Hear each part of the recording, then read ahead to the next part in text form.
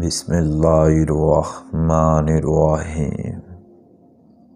اللہ کے نام سے شروع جو بڑا مہربان نہایت رحم والا ہے۔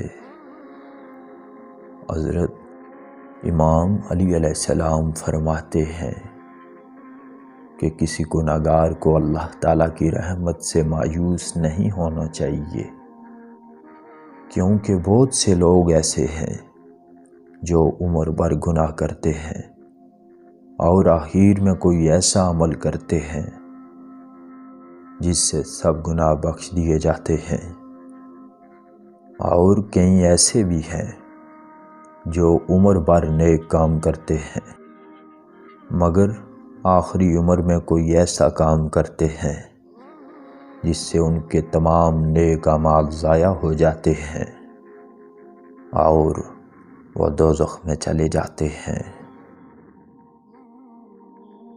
اللہ تعالیٰ کے ساتھ بندے کا حسن ظن اسی قدر ہوتا ہے جتنی اس کو اس کی رحمت کی امید ہو۔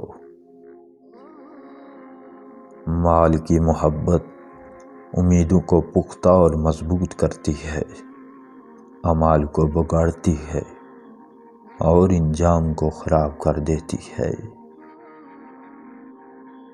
کسی چیز سے اچھی طرح نا امید ہو جانا اس کی طلب میں ذلت اٹھانے سے اچھا ہے۔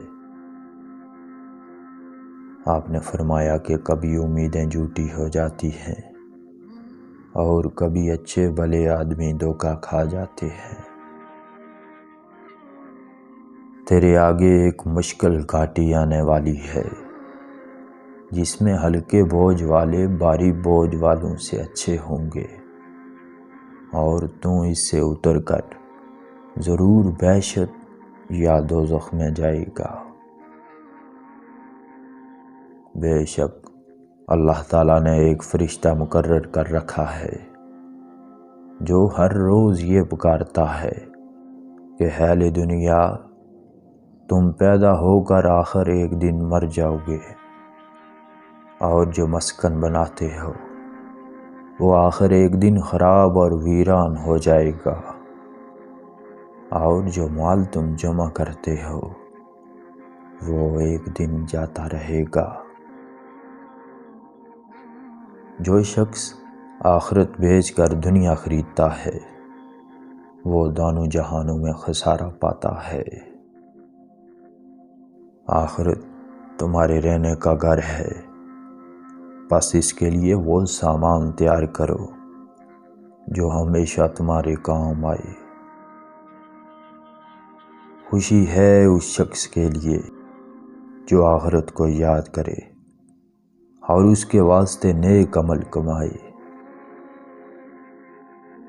اللہ تعالیٰ کی بارگاہ میں پیش ہونے کے وقت محبت دنیا سے بڑھ کر کوئی کام تیرے لیے زیادہ مضر نہ ہوگا۔